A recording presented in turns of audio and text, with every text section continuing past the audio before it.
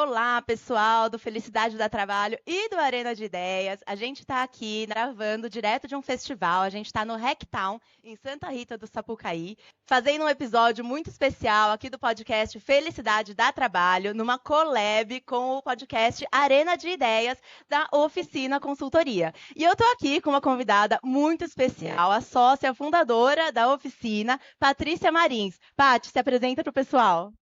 Oi, gente. Muito bom, muito legal essa ideia, Fê, de gravar esse podcast aqui no lugar que inspira felicidade, a gente vive felicidade, porque a gente se conecta, né? Então, eu sou fundadora da oficina, consultoria, e estou aqui nesse festival, junto com a galera da oficina e com um monte de gente que a gente está conectando para falar sobre comunicação transformadora. Muito legal. E a gente sabe que acho que um dos maiores pilares aí da felicidade é justamente a gente conseguir se comunicar, para a gente conseguir se relacionar bem com as outras pessoas. Hoje de manhã, Paty, eu estive na sua palestra e, primeiro, parabéns, adorei, sala lotada. E você falou um pouco, você começou a palestra falando sobre a crise de confiança que a gente vive hoje. Fala um pouquinho para a gente sobre isso. As pessoas hoje confiam mais nos grupos ali, nas pessoas mais próximas, até do que nas grandes instituições, né? Fê, é um dado bem triste esse que a gente tem visto. Nos últimos anos, a crise de confiança tem aumentado no Brasil entre todas as instituições. Não é apenas uma crise de confiança em relação à imprensa, mas é uma crise de confiança em relação a qualquer instituição constituída. O ano de 2025, essa é uma pesquisa que acabou de sair agora em julho, e a gente já consolidado do ano de 2024 e esse primeiro semestre, a gente tem hoje um decréscimo, todas as instituições perderam um ponto na confiança social. E aonde as pessoas hoje buscam pertencimento, aonde elas de fato buscam se sentir mais num ambiente de confiança, nos seus pequenos grupos, nas suas pequenas comunidades, na comunidade do WhatsApp, na bolha que só reforça aquilo que eu penso, na comunidade de amigos, e não todos, mas os amigos muito próximos, e na família também não toda, segundo as pesquisas, só aquele núcleo muito duro. É isso que a gente tem visto, e esse é um dos aspectos em que nós, quando pensamos em como ampliar a confiança, que é um pilar essencial para a gente construir qualquer consenso, qualquer avanço. Se eu não confio, eu travo, eu paraliso. Né? Se eu não confio, eu não tenho esperança. E esse contágio da não esperança é o que a gente tem visto que tem gerado um fosso ainda maior de solidão, que é uma epidemia que o mundo tem vivido e o Brasil também, a epidemia da solidão, inclusive como um grande alerta da OMS, a gente tem visto isso. E quando eu não confio e eu fico só, a polarização aumenta. É isso que as pesquisas demonstram também. Então, esse é um retrato que a gente tem utilizado como contexto para pensar como que a gente pode, de fato, gerar conexão nesse mundo muito louco, muito só, né, e de não confiança.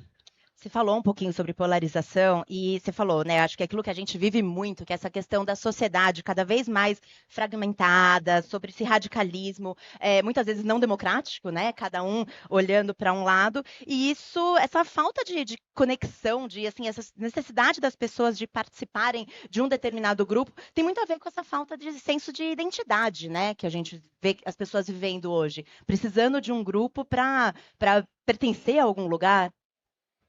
Assim, existe muito a questão de o senso de pertencimento está totalmente relacionado ao espaço de segurança e que na sociedade polarizada que é a nossa, ele tem a ver com os vieses de confirmação. Então, eu busco uma bolha, eu busco um grupo onde o meu viés de confirmação me dá tranquilidade, me dá confiança, eu me sinto mais confortável para expor aquilo que eu penso, num território em que eu não vou ser tão julgado, tão criticado. Então, as pessoas, muitas vezes, elas estão dentro dessas bolhas plastificadas, não sendo, de fato, exercendo a potência da felicidade, para falar um pouco sobre o tema do seu podcast, mas ali elas têm os vieses, as crenças delas sendo confirmados. E o que a gente tem observado é que isso tem feito com que a sociedade aumente o distanciamento de um grupo para outro grupo. Então, eu busco aquele grupo em que eu possa ter uma identidade mais próxima do que os meus valores, mais as minhas crenças, aquilo tudo que eu fui acumulando na minha bagaginha, né, possa de fato me dar um like. Sim. Não, e é verdade, eu acho que e faz sentido a gente buscar um lugar onde a gente se sinta mais confortável. Mas o que a gente vê muito acontecendo é que, para estar nesse lugar confortável, muitas vezes o que a gente está fazendo é cancelando as pessoas, bloqueando as pessoas, qualquer um que pensa diferente, que tem outro ponto de vista. Você trouxe uma frase do Obama sobre não compartilharmos uma base comum dos fatos. E isso fala muito sobre o que a gente vê hoje dessa bolha de desinformação, né? E sendo espalhada aí por todo lado. Esse é a desinformação, Fê, segundo o Fórum Econômico Mundial, como o grande mal dessa década. O ano passado, eles em Davos nos fizeram esse alerta de que o que nós temos que, na realidade, combater é a desinformação, que é diferente do que é chamado de fake news. Né? A dita fake news, que é até um termo que eu evito usar e eu sempre faço um chamamento para que as pessoas não entrem também nesse vocábulo equivocado, porque toda notícia ela não é mentirosa. Então, se é fake, não pode ser news. Então, é até uma forma de manipulação, porque a dita fake news é quando eu uso uma informação inverídica para, de fato, manipular. Eu tenho uma intencionalidade de manipular outras pessoas. Já a desinformação, não. Ela parte de informações equivocadas mesmo, desconhecimento, né, falta de acesso, ou até eu fico ali na minha bolha e não procuro outra informação de outra bolha. Né? E esse é um ponto em que a gente percebe que quando a gente quer, de fato, buscar sair da nossa bolha e buscar gerar conexão numa sociedade hiperconectada, eu tenho que combater, em primeiro lugar, a desinformação. O que tem sido um desafio num país onde a maioria da população não acredita na imprensa. Esse é um dado recente também do Índice de Confiança Social. Hoje a gente tem apenas 40% da sociedade brasileira que acredita na imprensa tradicional, na imprensa profissional. As pessoas estão, de fato, se informando pelas suas bolhas e pelos grupos em que elas tenham ali viés de confirmação. Então, combater a desinformação num país como o nosso exige uma disciplina muito grande, e o que nós, na Oficina Consultoria, chamamos de dieta da comunicação. Dieta da comunicação, fazendo uma analogia com a dieta nutricional que nós tentamos seguir, é uma dieta em que eu estabeleço, de fato, os veículos de comunicação críveis, a minha fonte de informação, aquilo em que eu tenho que ampliar meu repertório, aquilo em que eu já sei que eu não posso ler, o que eu compartilho, eu amplio o engajamento cívico a partir do combate à desinformação. Para isso, eu tenho que ter a minha própria dieta, num mundo em que a gente recebe um estímulo muito grande de informações fragmentadas, e em que nós somos estimulados para ler apenas títulos e flashes de informação muito rápida, onde a gente não se aprofunda na informação. Então, é necessário, de fato, eu ter uma disciplina de uma dieta para eu combater essa desinformação. E dentro desse assunto, quais seriam as recomendações assim que você faria para conseguir se comunicar com alguém que não necessariamente esteja fazendo uma dieta de informação saudável, né? Então, eu acho que até na palestra que eu dei agora há pouco, né, eu falei sobre isso, né? Por mais que você tenha um pensamento de centro, pensamento de esquerda, e você conviva com uma pessoa ou você tem algum relacionamento com alguém de extrema direita, para a gente entrar um pouco no território da polarização, existe alguma coisa que vocês vão convergir. E a gente está precisando encontrar essa coisa. E eu dei o exemplo do meu pai, né, que é uma pessoa que é advogado, pessoa do direito, enfim, e que depois que se aposentou, ele virou o tiozinho do Zap, né?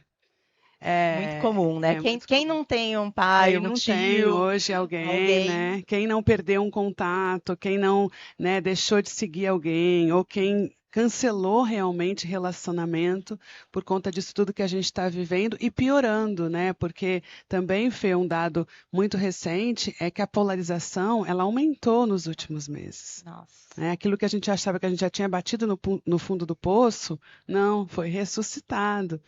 Então, como é que se a gente quer tirar as pessoas da bolha, se a gente quer, de fato, poder gerar conexão em prol do avanço econômico, do avanço social, do avanço das indústrias, do avanço do nosso país, a gente tem que encontrar um ponto de convergência. Qual é esse ponto? Com meu pai, eu encontrei o ponto que é falar de neto, que é falar de jardinagem, e dali a gente tentar restabelecer alguma confiança para construir um futuro onde a gente possa advogar pelo combate à desinformação. Eu entendo que todos nós temos esse dever de combater a desinformação.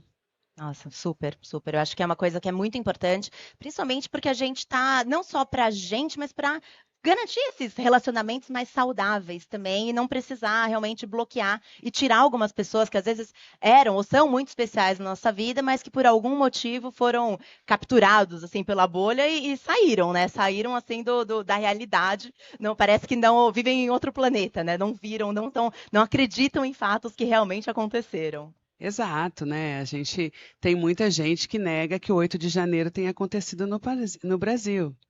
É um fato, né? É um fato que eu que moro em Brasília, Você assim, viu, você estava lá, você então enxergou o que estava assim, não tem acontecendo. como, mas enfim, a gente tem muitas camadas nas nossas lentes hoje que de fato geram uma cegueira social e geram uma desconfiança social nas instituições, né? Tem gente que diz que o 8 de janeiro foi um ato construído, né? Assim, então, foi um teatro armado. Então, é complexo, né? Quando a gente tem que, na realidade, encarar muitas realidades e, ao mesmo tempo, gerar conexão. Mas esse é o desafio da sociedade hiperconectada, e esse é um desafio que tende a ficar ainda mais complexo com o avanço da inteligência artificial, onde você tem ainda mais camadas e aonde você pode ter ainda um bug maior com deepfakes, né, com essas multicamadas em que o advento, né, o avanço exponencial da inteligência artificial pode gerar. Então, se a gente não saber como consumir, né, as dicas que eu dou são muito assim, né? Como você perguntou de dicas, Fê, são muito em cima de o que que você está consumindo, o que que você está compartilhando, o que você está compartilhando é de fato, tem utilidade pública, né? O que você está compartilhando é um palpite seu, ou é algo que você pode ofender alguém, pode recriminar alguém, pode gerar injúria a uma outra pessoa, né? Qual é essa fonte que você está lendo? Quem está por trás dessa informação? Então, a gente precisa ampliar o pensamento crítico em relação ao que a gente consome, o que a gente propaga, quais são as fontes que a gente busca, para, de fato, a gente não ser massa de manobra mesmo, né? Acho que pensamento crítico, acho que é uma das grandes dificuldades hoje em dia, né? Porque as pessoas não estão mais lendo, estão consumindo vídeos muito curtos, não estão parando para pensar, simplesmente absorvem e passam adiante.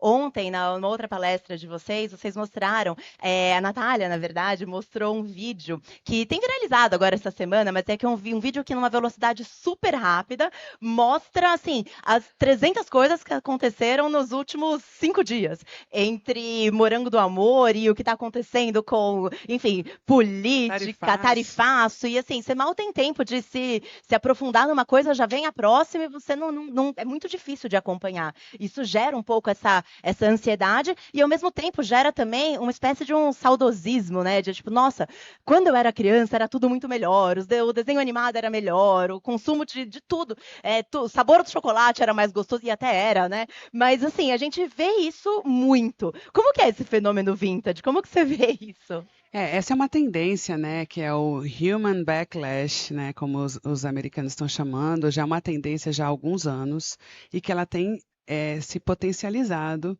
nos últimos tempos por conta disso. A solidão, né, a crise de confiança e as bolhas aumentam a sensação de que no passado, o passado era melhor que o presente e o futuro. Então, aquilo que eu via, tipo a Kombi, a gente aqui está num ambiente retrô, absolutamente dentro da trend, que é o vintage, tá? Então, o bom é o passado. Tanto que muita gente diz que no período militar do Brasil, as instituições funcionavam, não tinha corrupção, né?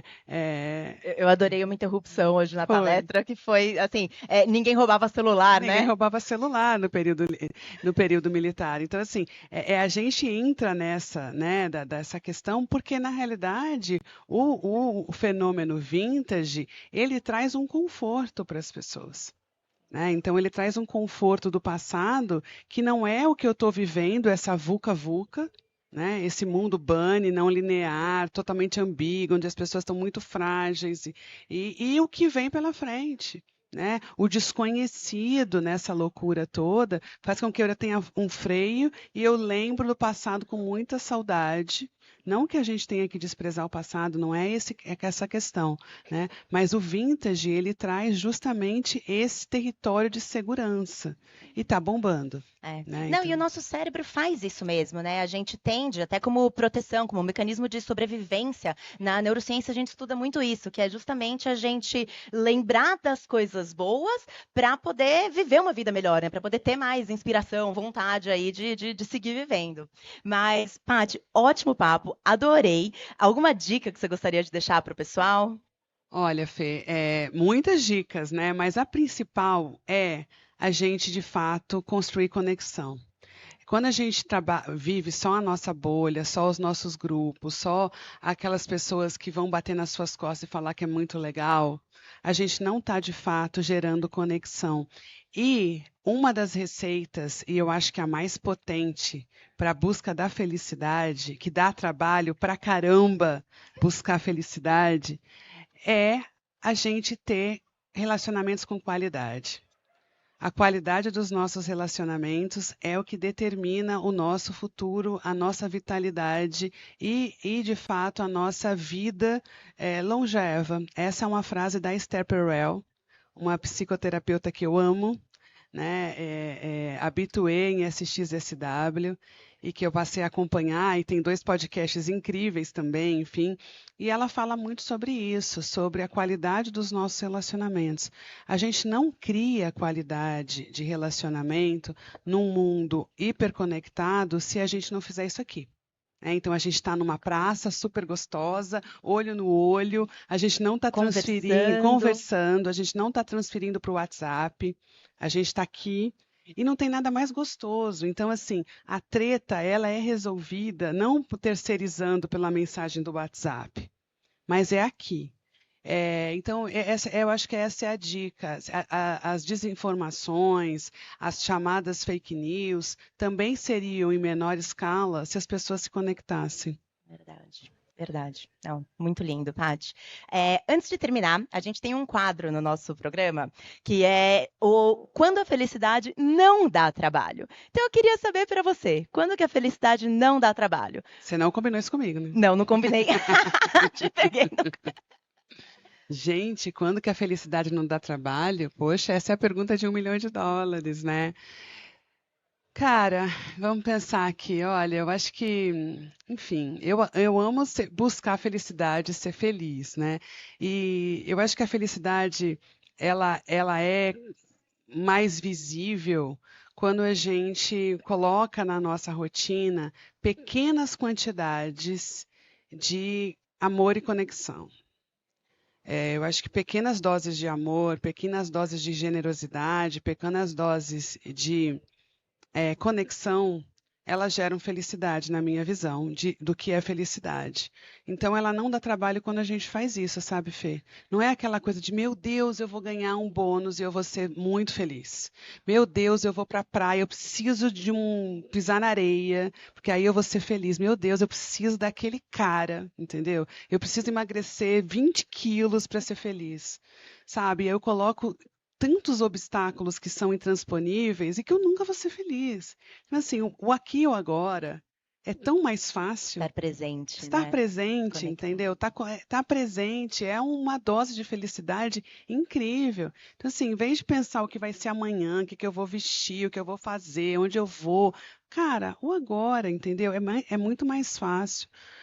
Do que quando a gente coloca tamanhos e metas que são inatingíveis, assim, são absolutamente inatingíveis, né? Muito bom. Paty, podia passar horas Eu aqui batendo também, esse papo com eu você, também. que assunto delicioso, e como eu aprendo cada vez Eu que a gente tem também. uma interação. Obrigada, amor. Pessoal que está ouvindo a gente, muito, muito obrigada aqui pela participação, tanto ao vivo aqui no Hacktown, quanto quem está escutando a gente de casa. E muito contente com essa parceria aí entre o Felicidade Dá Trabalho e o Arena de Ideias. E a Compass Colab também, nossa super parceira que propiciou essa Kombi aqui direto do Hacktown. Obrigada, Fê. Tá chique, né? Tá chique muito demais. legal com essa Tá Kombi. Total do vintage. trend. Total.